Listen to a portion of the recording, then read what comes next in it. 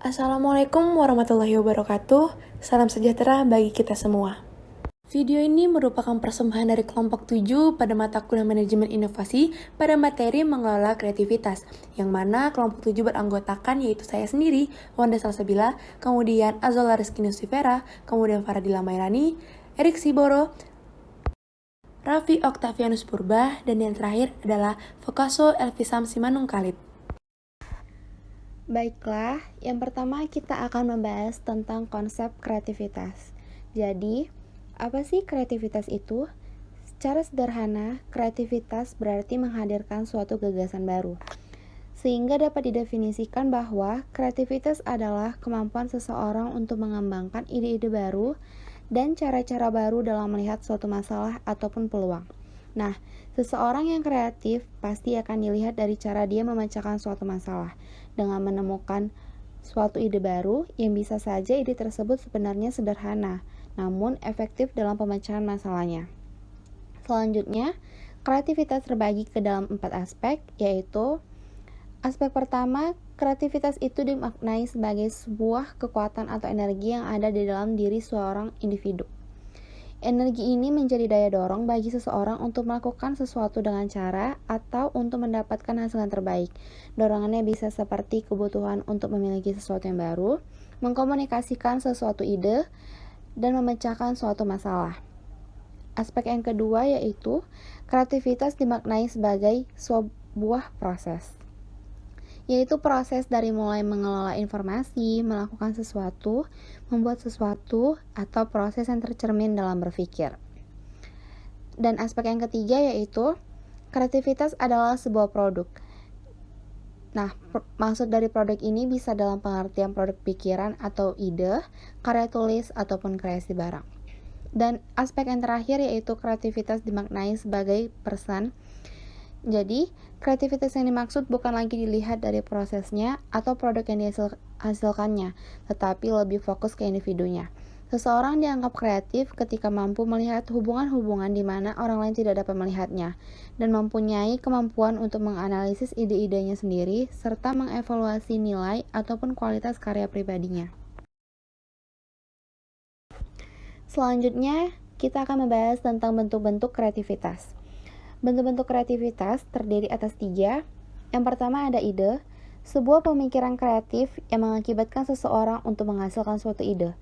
Nah, ide di sini haruslah unik dan belum pernah terfikirkan sebelumnya. Ide adalah suatu pemikiran yang menciptakan solusi untuk mengatasi suatu masalah. Bentuk yang kedua ada produk. Produk merupakan proses salah satu bentuk kreativitas.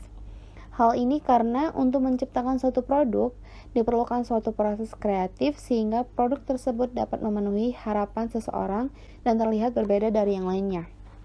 Dan yang terakhir yaitu ada gagasan.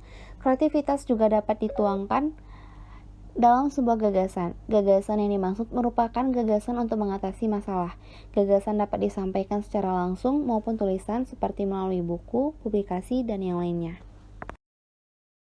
Baiklah teman-teman, di sini saya akan menjelaskan apa itu ciri-ciri kreativitas. Saya mengutip 2 pendapat para ahli mengenai pendapat mereka tentang ciri-ciri kreativitas. Pendapat ahli yang pertama yaitu David Campbell, ada 3 ciri-ciri kreativitas. Ciri yang pertama adalah ciri-ciri pokok, di mana kunci untuk melahirkan ide, gagasan, ilham, pemecahan, dan cara baru, serta penemuan. Ciri yang kedua adalah ciri-ciri yang memungkinkan, di mana mampu mempertahankan ide-ide kreatif sekalipun sudah ditemukan tetap hidup. Ciri yang ketiga adalah ciri-ciri sampingan, di mana tidak langsung berhubungan dengan penciptaan atau menjaga agar ide-ide yang sudah ditemukan tetap hidup. Pendapat ahli yang kedua, yaitu Reni Akbar, ada ciri-ciri kreativitas. Yang pertama, memiliki rasa ingin tahu yang mendalam. Yang kedua, sering mengajukan pertanyaan yang berbobot. Yang ketiga, memberikan banyak gagasan, usul-usulan terhadap suatu masalah. Yang keempat, mampu menyatakan pendapat secara spontan dan tidak malu-malu. Yang kelima, mempunyai atau menghargai rasa keindahan.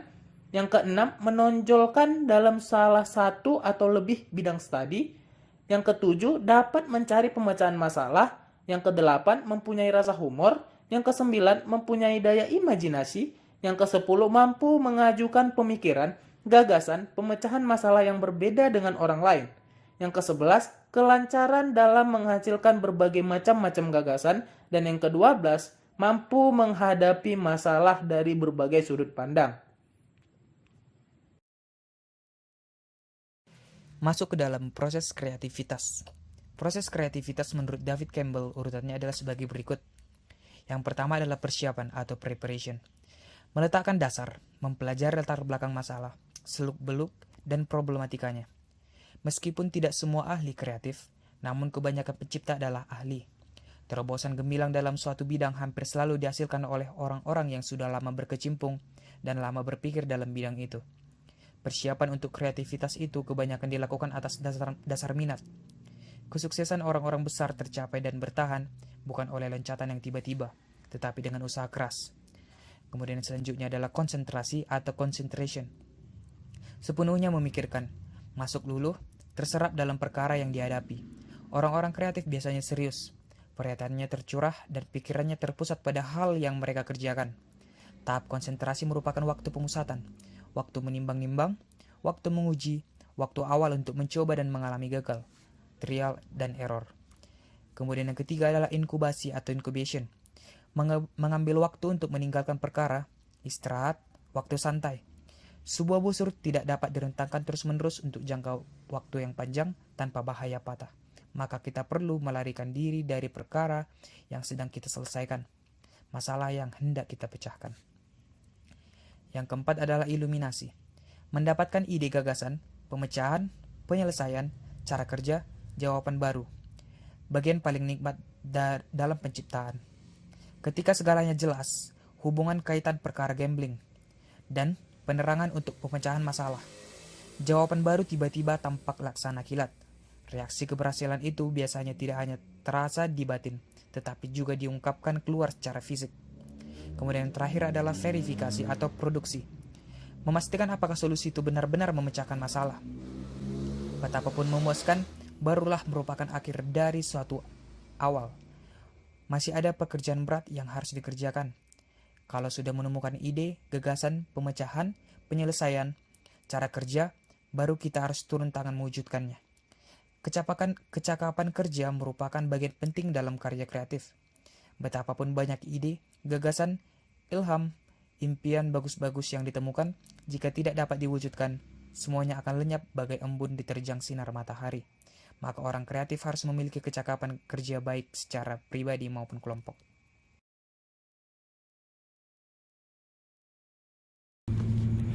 Baiklah, di sini saya akan menjelaskan bagaimana strategi pengembangan dan mengelola kreativitas individu.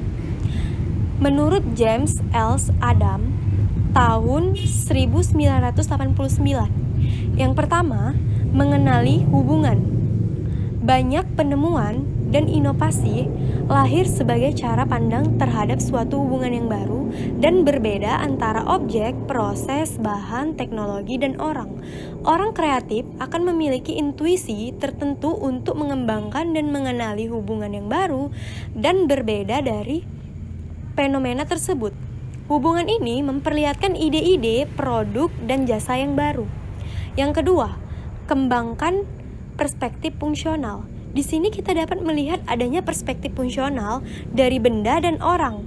Seseorang yang kreatif dapat melihat orang lain sebagai alat untuk memenuhi keinginannya dan membantu menyelesaikan pekerjaannya. Yang ketiga, gunakan akal.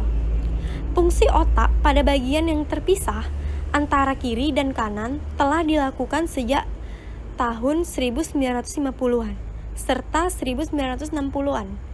Otak bagian kanan digunakan untuk hal-hal seperti analogi, imajinasi, dan lain-lain. Sedangkan otak bagian kiri digunakan untuk kerja seperti analisis, melakukan pendekatan rasional terhadap pemecahan masalah, dan lain-lain. Proses kreativitas meliputi pemikiran logis dan analisis terhadap pengetahuan, evaluasi, dan tahap-tahap implementasi. Jadi, apabila ingin kreatif, harus melatih dan mengembangkan kemampuan kedua belah otak kita. Yang keempat, hapus perasaan ragu-ragu. Kebiasaan mental ini yang membatasi, menghambat pemikiran kreatif Di antaranya sebagai berikut. Yang pertama, pemikiran lain. Yang kedua, mencari selamat. Yang ketiga, stereotip atau yakin sudah ada ketentuan. Yang keempat, pemikiran kemungkinan atau probabilitas. Baiklah, saya akan menjelaskan mengenai hambatan-hambatan dalam mengelola kreativitas, di mana yang pertama ialah mencari jawaban soal hanya satu yang benar. Artinya ialah sebuah perusahaan atau sebuah organisasi yang memiliki masalah atau permasalahan menganggap hanya satu cara untuk menyelesaikannya. Artinya tidak ada cara lain untuk mengatasi masalah selain salah satunya cara tersebut.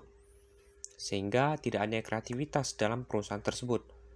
Yang kedua ialah fokus pada hal logis dan tidak boleh aneh-aneh, di mana tidak boleh think something different, sehingga seseorang akan takut berbeda pendapat, apalagi dengan atasannya. Padahal sebuah ide akan muncul dalam bentuk intuisi. Selanjutnya ialah harus taat pada aturan, di mana ini akan mengurangi sebuah kreativitas. Sebab kadang-kadang kreativitas akan muncul sebagai kemampuan untuk mendobrak aturan yang ada, sehingga dapat ditemukannya cara yang baru, cara yang lebih efisien dan lebih produktif. Selanjutnya ialah tetap konstan pada praktek yang dilakukan selama ini, di mana ialah tidak ada peluangnya mengadakan kreativitas atau kreasi, sehingga selalu melaksanakan hal yang rutin dilaksanakan. Dan selanjutnya ialah menganggap permainan, sehingga akan membuang waktu dan percuma. Artinya, mencari sebuah kreativitas atau sebuah kreasi dianggap sebagai sebuah permainan yang akan membuang waktu dan dianggap percuma. Sehingga tidak adanya kreasi pada perusahaan tersebut. Dan yang terakhir ialah terlalu menekankan pada spesialisasi, di mana ini akan menyempitkan kreativitas. Padahal orang-orang kreativitas biasanya senang akan mengeksplorasi, mencari ide baru yang di luar bidangnya, sehingga dapat menemukan sesuatu hal baru untuk bidang yang ia geluti.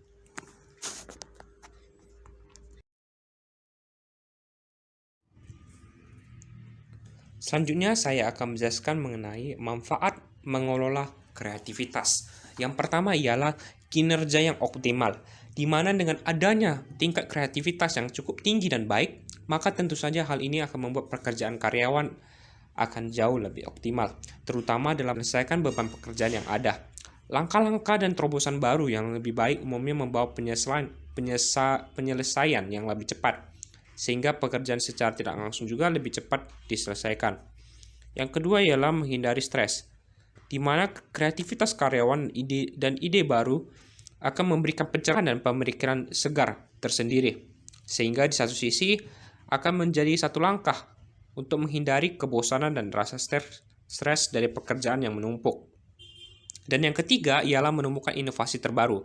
Berkat adanya sebuah kreativitas, maka ide dan inovasi yang baru juga akan bermunculan dengan mudah. Oleh sebab itu, perlu adanya mengasah kreativitas, sehingga akan menjadi langkah yang cukup baik. Dan yang terakhir ialah membenahi sistem yang ada.